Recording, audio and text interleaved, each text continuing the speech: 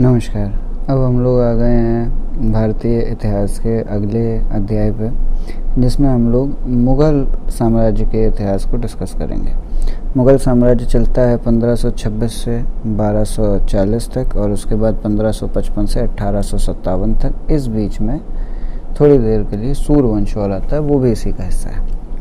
शुरुआत करते हैं बाबर से। 1526 से 1530 तक वो शासन करते हैं। उन्होंने मुग़ल साम्राज्य की फाउंडेशंस डाली भारत में 1526 में। वो तैमूर के डिसेंडेंट थे अपने पिता की साइड से, चंगेज़ खान के डिसेंडेंट थे अपनी माता की साइड से।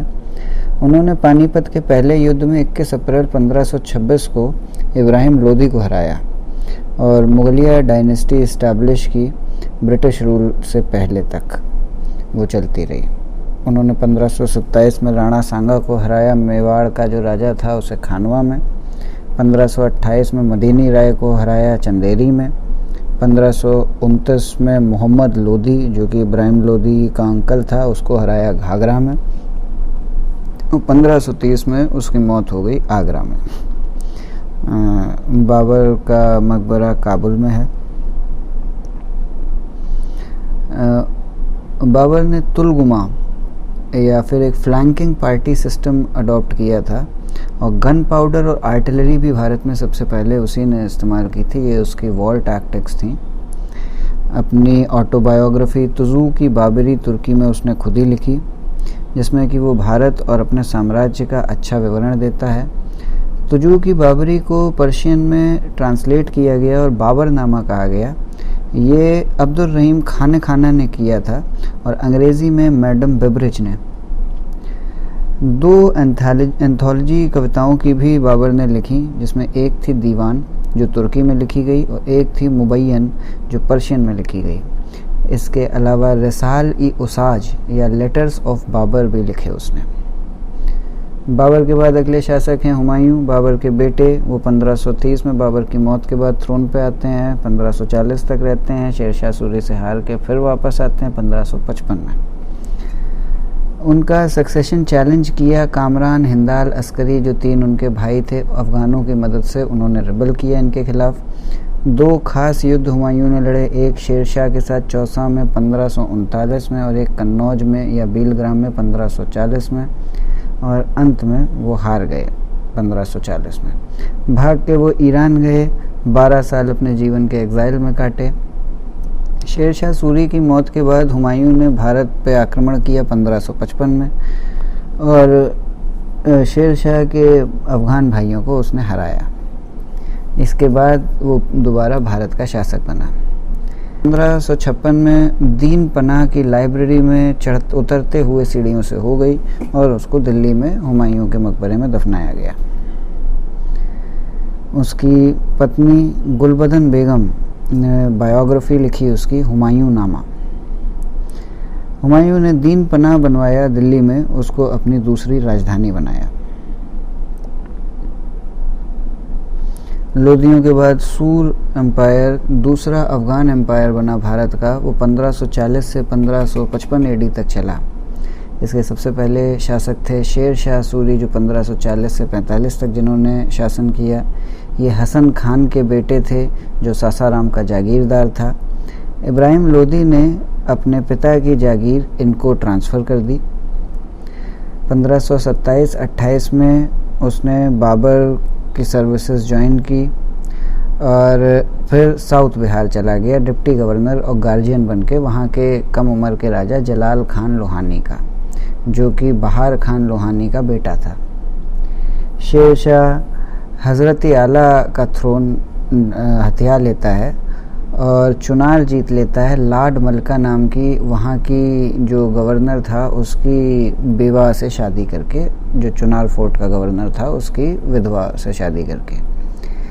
1539 में वो हुमायूं को चौसा के युद्ध में हराता है और शेर शाह का टाइटल ले लेता है अपने ऊपर। और 1540 को वो हुमायूं को कन्नौज और बीलग्राम में हरा के कन्नौज भी हथिया लेता है।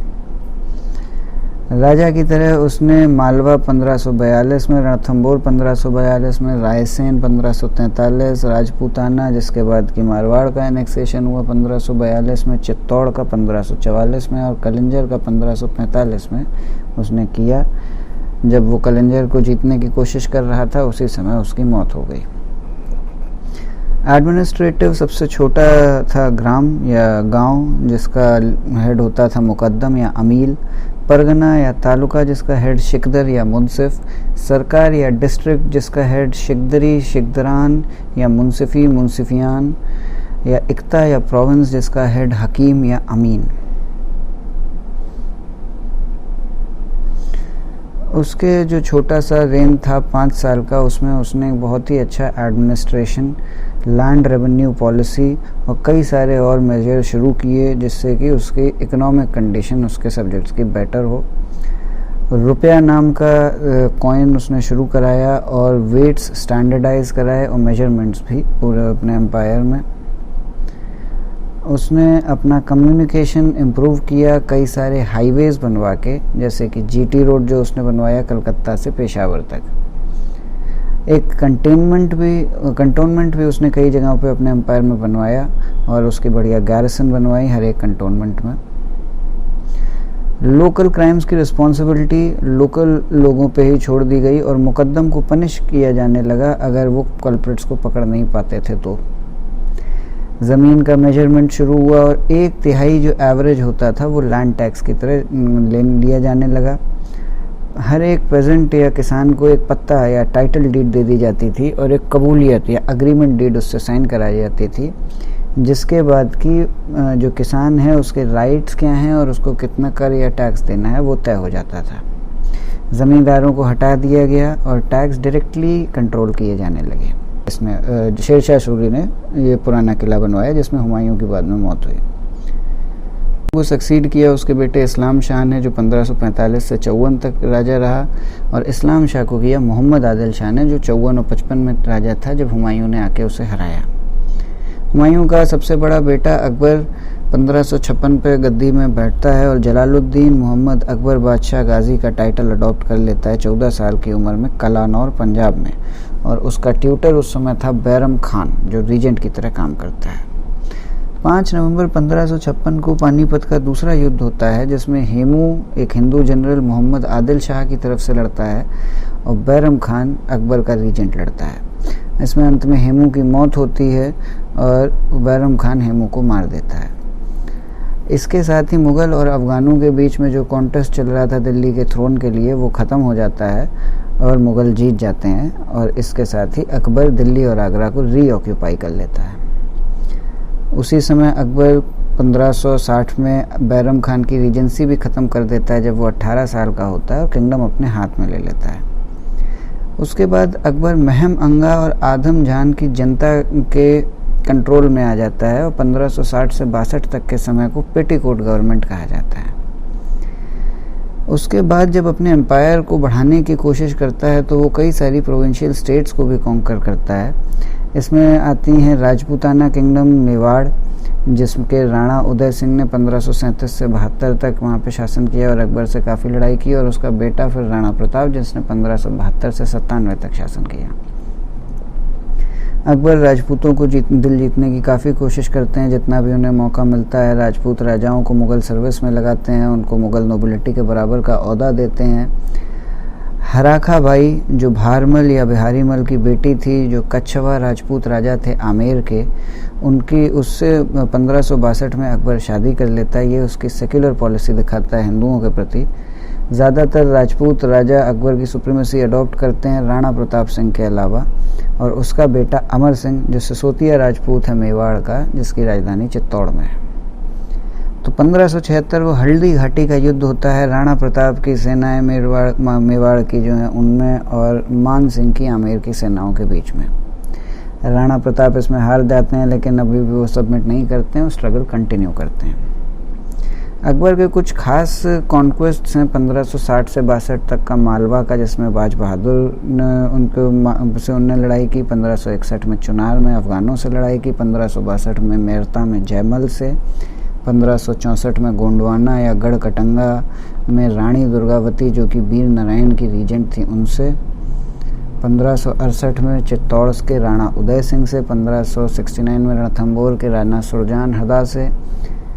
69 में कलिंजर के राजा रामचंद्र से, 70 में मारवाड़ के राजा चंद्रसेन, कल्याणमल, राज सिंह और रावल हरिराय से, 1572 में गुजरात के राजा बहादुर शाह से, 1574 से 76 तक बंगाल बिहार के दाऊद खान कर्रानी से, 1576 में हल्दी घाटी का युद्ध राणा प्रताप से और 81 में काबुल में लड़ाई की मिर्ज़ा हकीम से, 85-86 में कश्मीर में यूसुफ खान और याकूब खान के खिलाफ मोर्चा छेड़ा और 1590-91 में सिंध जीता जानी बेग मिर्ज़ा से, 1590-92 में उड़ीसा में युद्ध हुआ कुतुल खान और निसार खान के साथ, 1591 में खानदेश के अली खान को हराया, 1595 में बलूचिस्तान के यूसुफजई ट्राइब से युद्ध हुआ, 1595 में कांधार के मुजफ्फर हुसैन मिर्ज़ा से लड़ाई हुई और 97 से 1600 तक अहमदनगर की चांद बीबी जो बहादुर शाह की रीजेंट से उनके साथ युद्ध हुआ अकबर का। 1601 में असीरगढ़ के राजा मीरान बहादुर खान से भी लड़ाई हुई अकबर की। एक इन्हीं सब रिवोल्ट की वजह से जो ऑर्थोडॉक्स और बिगेटेड रिलीजियस प्रीस्ट थे अकबर के, उन सब से गुस्सा के अकबर ने दीन इलाही नाम का एक नया धर्म शुरू किया 1581 में। ये नया धर्म जो वैल्यूज सारे धर्मों की, हिंदू, इस्लाम, जैन, क्रिश्चियनिटी की थी, उनको जोड़ के बनाए जाने की कोशिश थी। उसमें कोई प्रॉफिट या मसीहा नहीं था। बीरबल जो कि एक हिंदू था, उसने इस धर्म को माना, लेकिन दीन इलाही बहुत पॉपुलर नहीं हो पाया।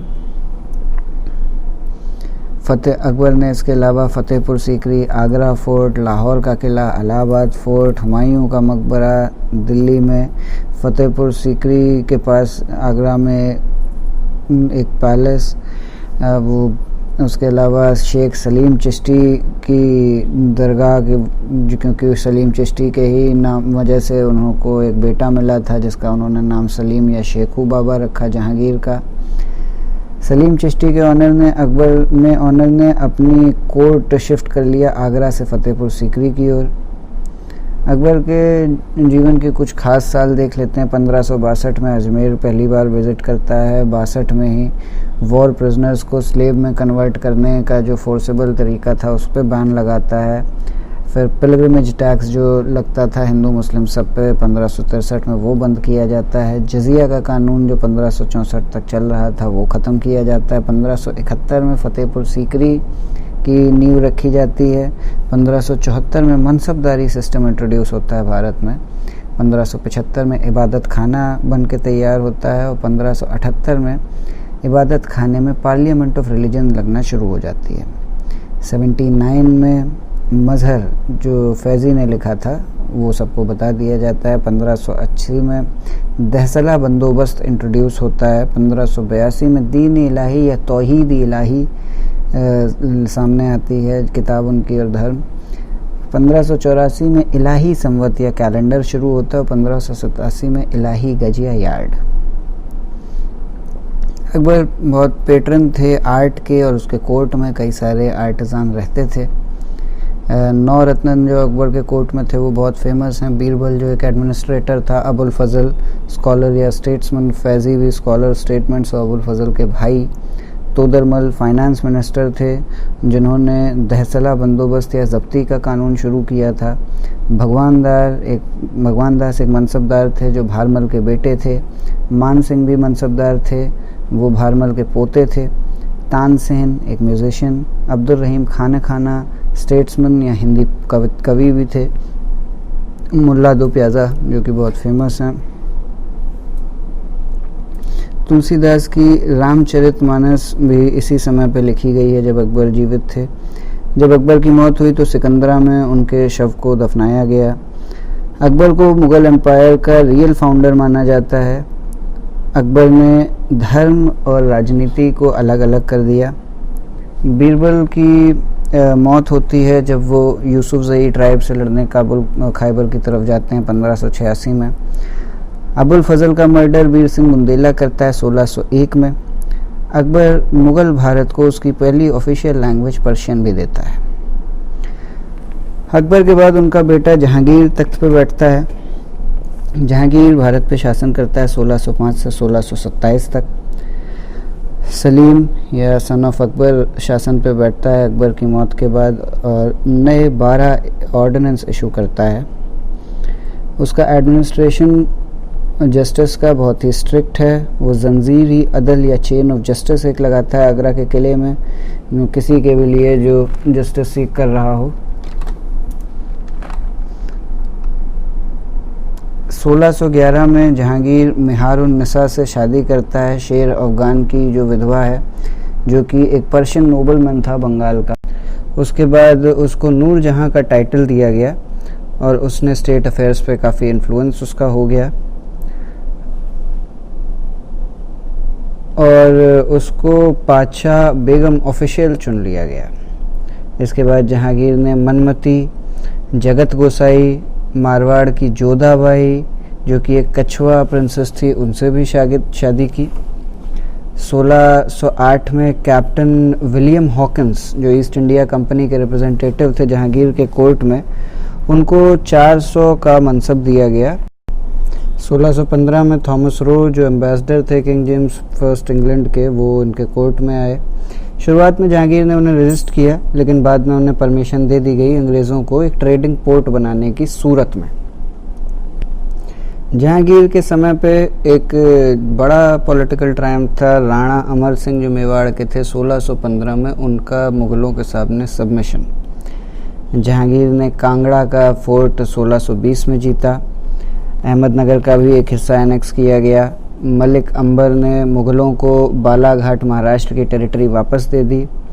कई सारे रिवोल्ट भी हुए जहांगीर के समय में।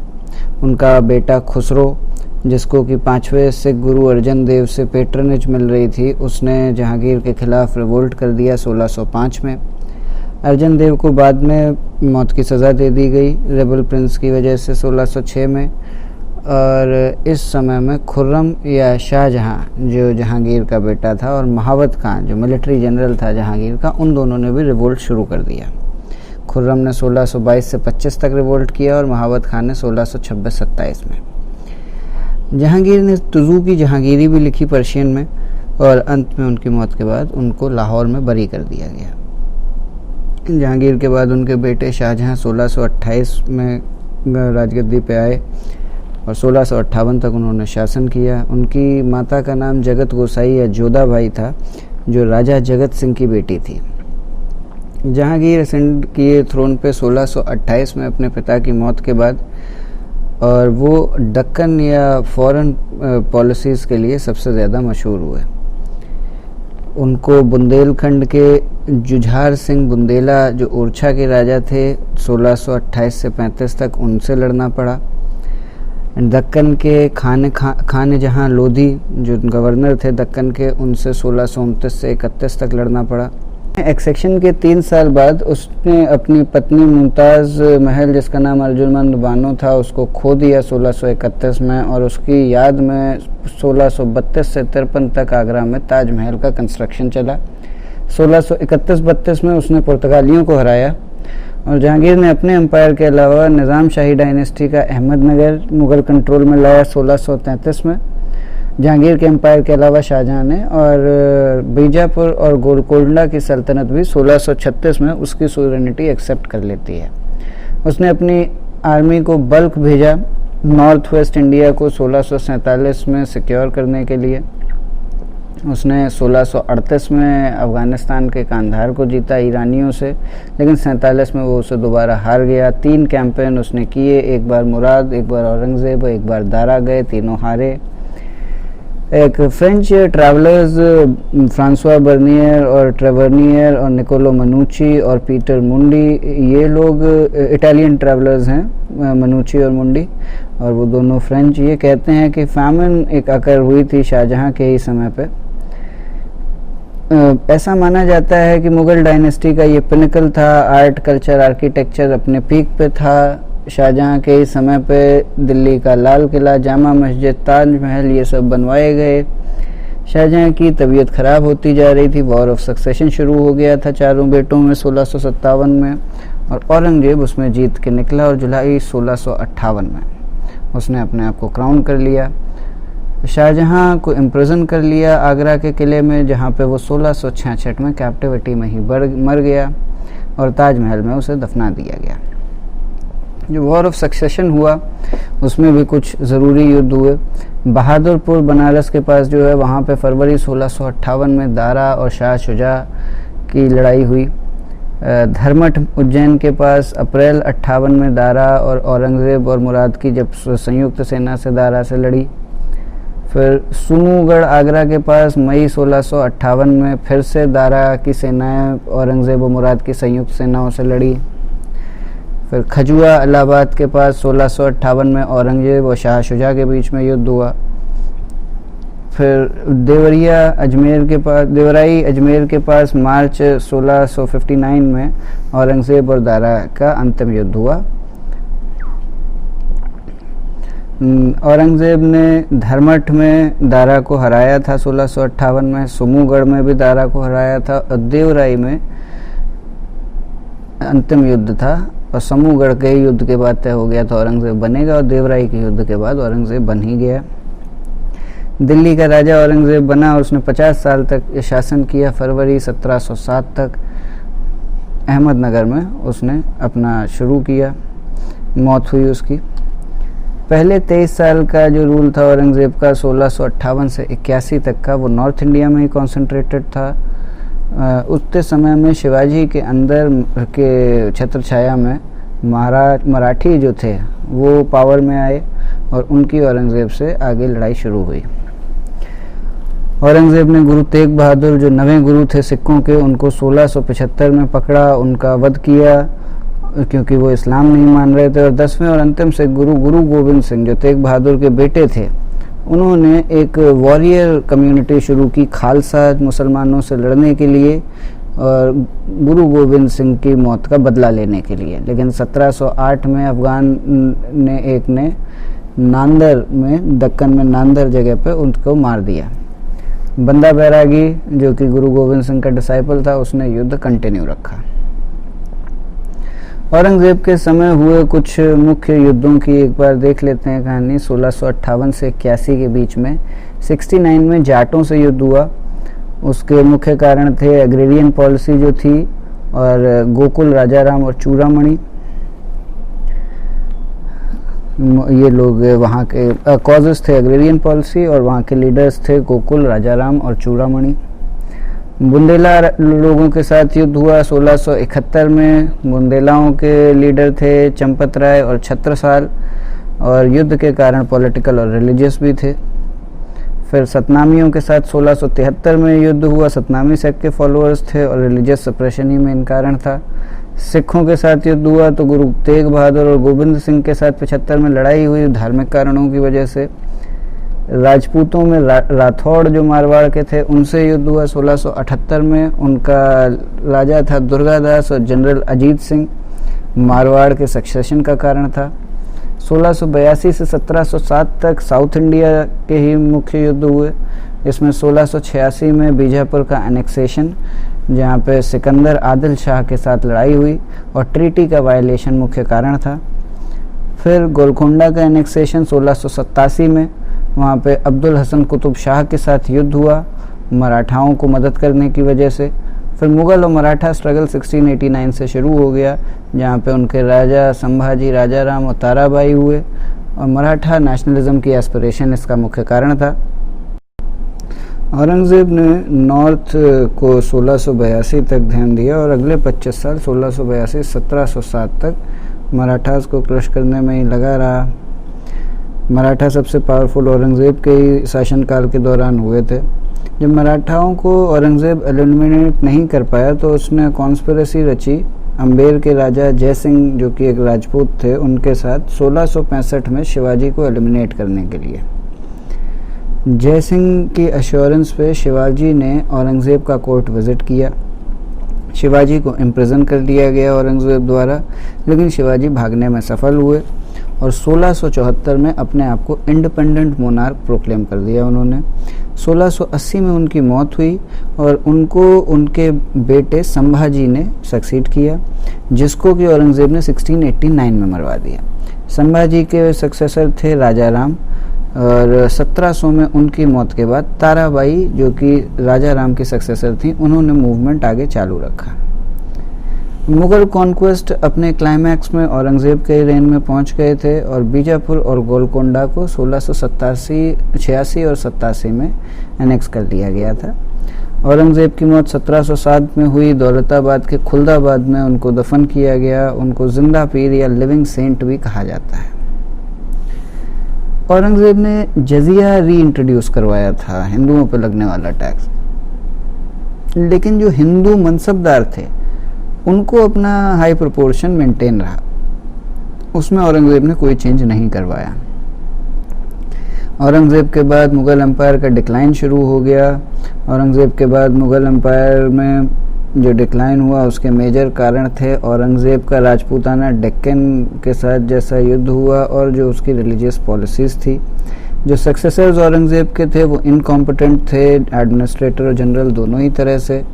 सक्सेशन का युद्ध जो हुआ औरंगज़ेब के बाद वो भी एक बड़ा कारण था। नोबिलिटी में भी दो भाग हो गए थे जो औरंगज़ेब के साथ या खिलाफ थे। जागीरदारी में भी एक क्राइसिस शुरू हो गई थी। मराठाओं और अन्य रीजनल पावर जो थी वो अपना अलग अलग राज्य कार्य करने लगे थे, जैसे बंगाल, हैदराबाद, अवध और मैसूर। फॉरेन इन्वेजन भी हुए 1739 में नादिर शाह और अहमद शाह अब्दाली के, और ब्रिटिश ने जो कॉन्क्वेस्ट शुरू किया वो भी एक बड़ा कारण था। औरंगज़ेब के जीवन काल के कुछ मुख्य मिसाल गिन लेते हैं। 1659 में जो कलामा का इंस्क्रिप्शन था सिक्कों के ऊपर वो उसने फॉरवर्ड कर दिया और नौरोज़ फेस्टिवल शुरू कर दिया मनाना। मुहातसिब या जो मॉरल कैरेक्टर का रेगुलेटर होता था उसका भी अपॉइंटमेंट किया। 1663 में सती के कस्टम को बैन कर दिया।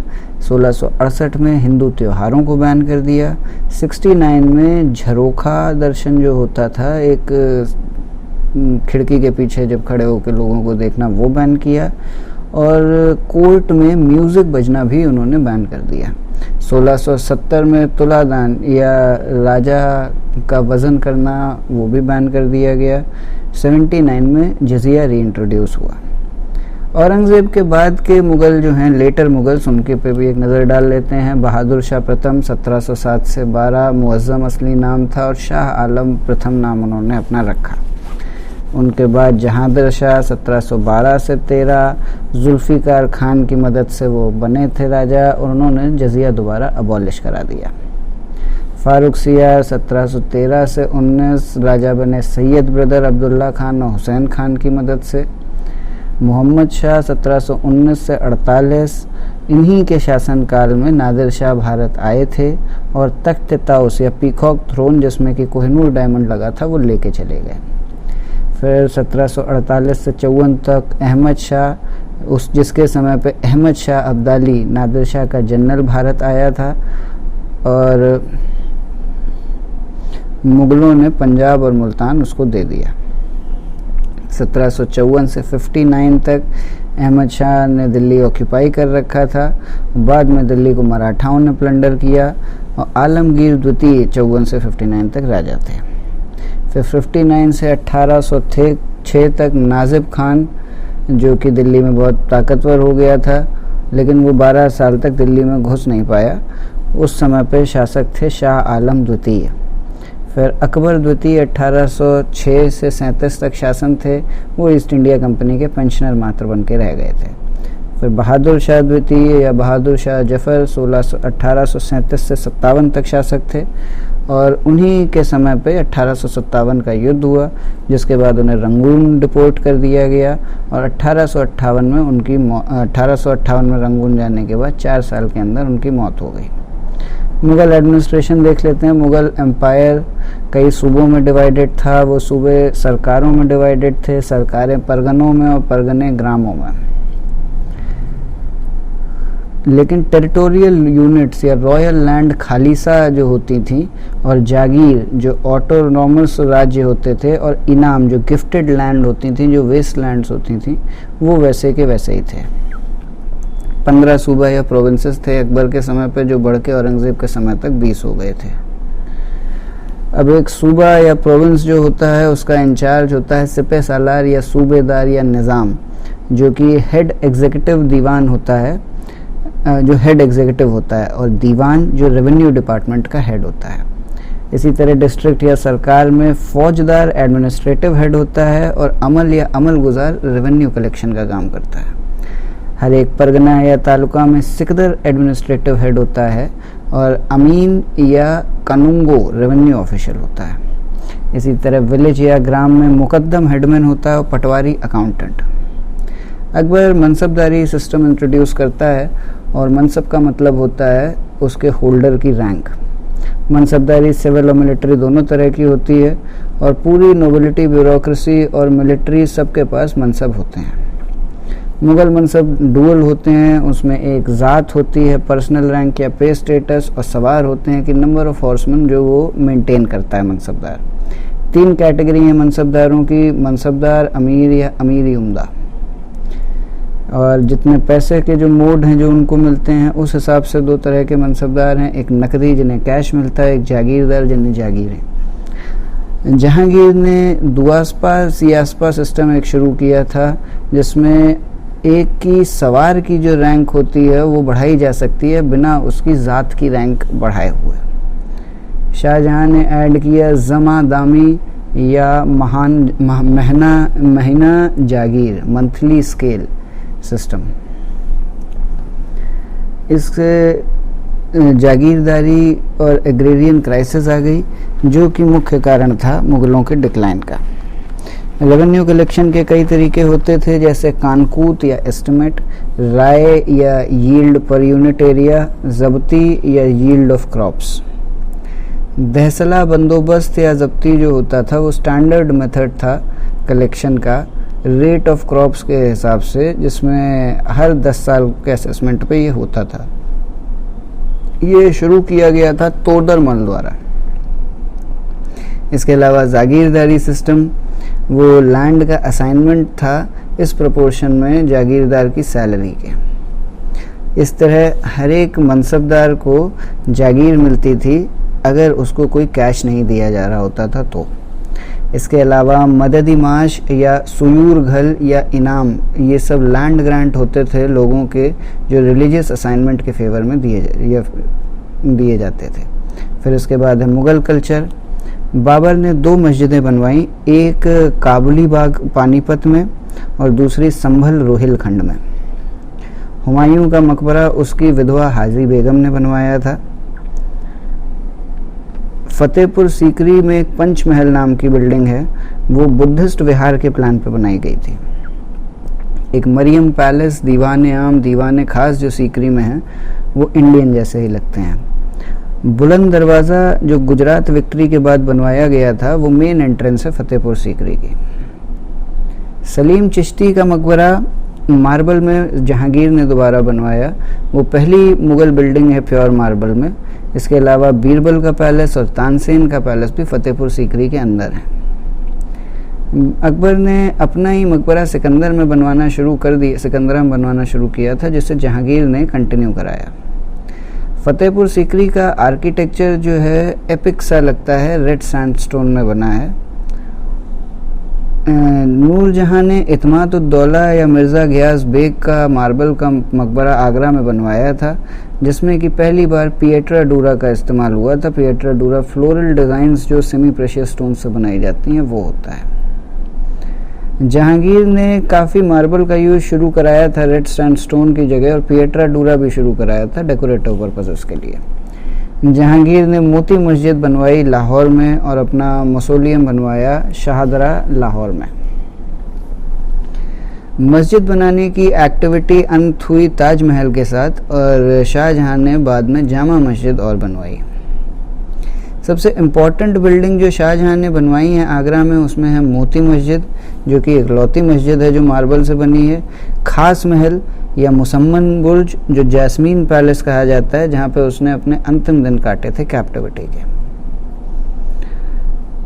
उसने फाउंडेशंस रखी शाहजहानाबाद की 1637 में, जहाँ बाद में लाल किला और तख्त ताउस रखा गया, पीकॉक थ्रोन।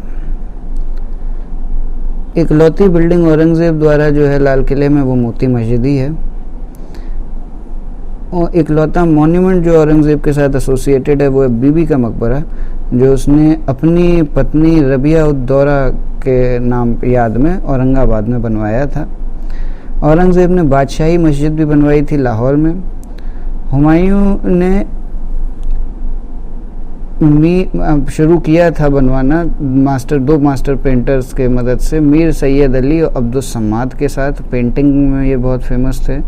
दसवंत और बसावन दो फेमस पेंटर थे अकबर के कोर्ट के, और अब्दुल हसन, उस्ताद मंसूर और बिशन दास तीन फेमस पेंटर थे जहांगीर के कोर्ट के।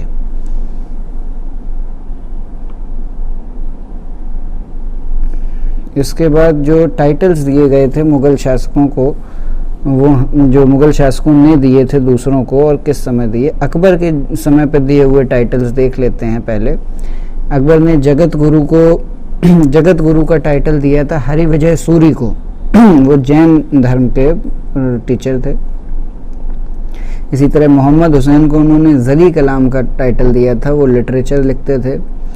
इसके अलावा अब्दुल समाद को सिरीन कलम का टाइटल दिया था, वो भी लिटरेचर से जुड़े थे। फैज़ी को राजकवि और बीरबल को कवि प्रिय का टाइटल अकबर ने दिया था। ये सब लिटरेचर के ही लोग हैं। फिर जहांगीर के समय पे उस्ताद मंसूर को नादिरुल असरा का टाइटल दिया गया था और अब्दुल हसन को नादिरुल ज़मान का। दोनों ही ये पेंटर थे।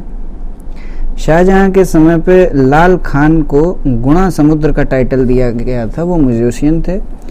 कलीम को राजकवि का टाइटल दिया गया था, सुंदरदास को महाकवि राय का। ये दोनों ही लिटरेचर से संबंधित लोग हैं। इसके अलावा तुज़ू की बाबरी बाबर ने लिखी है, वो उसके मिलिट्री टैक्टिक्स, एडमिनिस्ट्रेशन और ऑर्गेनाइजेशन को दिखाता है। ख्वंद अमायर ने कानूनी हुमायूं लिखा है, जो हुमायूं के एडमिनिस्ट्रेशन, फेस्टिविटी और बिल्डिंग्स के बारे में बात करता है। गुलबदन बेगम ने हुमायूं नामा लिखी है, जो हुमायूं की बायोग्राफी है। अबुल फजल ने अकबर नामा लिखी है, जो अकबर के रेन की हिस्ट्री बताती है। ख्वाजा निज़ामुद्दीन अहमद बख्श ने तबाकती अकबरी लिखी है, वो भी अकबर की हिस्ट्री बताती है। जहांगीर ने तुज़ू की जहांगीरी लिखी है, जो अपने खुद के मेमोआर्स बताता है। मोहम्मद खान ने इकबाल नामा जहांगीरी लिखी है, वो भी जहांगीर की रेन की हिस्ट्री है। चंद्रभान ब्राह्मण ने चहर चमन लिखी है, जो शाहजहां की रूल की हिस्ट्री है। मुंशी मिर्ज़ा और मोहम्मद कासिम ने औरंगज़ेब के पहले 10 साल की रूल की कहानी आलमगीर नामा में लिखी है। साकी मुस्तैद खान ने ऑफिशियल हिस्ट्री औरंगज़ेब के रेन की लिखी है उसके मरने के बाद, उसको मासीरी आलमगीरी कहते हैं। अबुल फजल ने अकबर की रेन की कहानी ऐनी अकबरी में लिखी, और बदायूं ने मुंतखाब उल तवारिख में अकबर के रूल की कहानी लिखी है। मुल्ला दाऊद ने तारीख ई अल्फी में अकबर के रूल की कहानी लिखी है। अब्दुल हक ने नुरैया ई सुल्तानिया में किनशिप जो मुग़ल पीरियड में थी उसकी थ्योरी समझाई है। नीमत खान अली ने वक्त ई हैदराबाद में औरंगज़ेब के गोलकोंडा कॉन्क्वेस्ट की कहानी लिखी है। ईश्वर दास ने फुतूहत ई आलमगीरी में औरंगज़ेब का इतिहास लिखा है। भीमसेन सक्सेना ने नुस्खा ई दिलकुशा में औरंगज़ेब के रूल का कैरेक्टर लिखा है, समझाया है, उसकी एनालिसिस की है। सुजान राज खत्री ने खुलासत उल तवारीख में औरंगज़ेब के रूल की हिस्ट्री समझाई है। अब्दुल हमीद लाहौरी ने पातशाह नामा में शाहजहां के रेन की कहानी बताई है। मोहम्मद वारिस ने पातशाह नामा में शाहजहां के रूल की कहानी, मोहम्मद साली ने शाहजहां नामा में सेम चीज़, और इनायत खान ने शाहजहां नामा में सेम कहानियां बताई हैं। मोहम्मद रफ़ी खान ने हमलाई हैदरी में औरंगज़ेब का इतिहास लिखा है, और अकील खान ज़फ़र ने औरंगज़ेब का इतिहास लिखने वाली किताब का नाम रखा नामा-ए आलमगीरी। इसके अलावा दारा शिकोह ने सिर्री अकबर में उपनिषद के ट्रांसलेशंस किए हैं उर्दू में। इसके अलावा दारा शिकोह ने सफ़ीनतुल औलिया में सूफ़ी संतों की बायोग्राफीज़ लिखी हैं, और मजमा उल बहरैन में फ़िलोसॉफ़िकल आइडियाज़ डिस्कस किए हैं। औरंगज़ेब ने भी अपने लेटर्स का कंपाइलेशन किया, उसका नाम है रक्कत-ए-आलमगीरी, और दारा शिकोह ने अपने रिलीजियस आइडिया डिस्कस किए हैं हस्मत उल आरिफीन में। इसी के साथ मुग़लों का चैप्टर यहीं समाप्त करते हैं। धन्यवाद।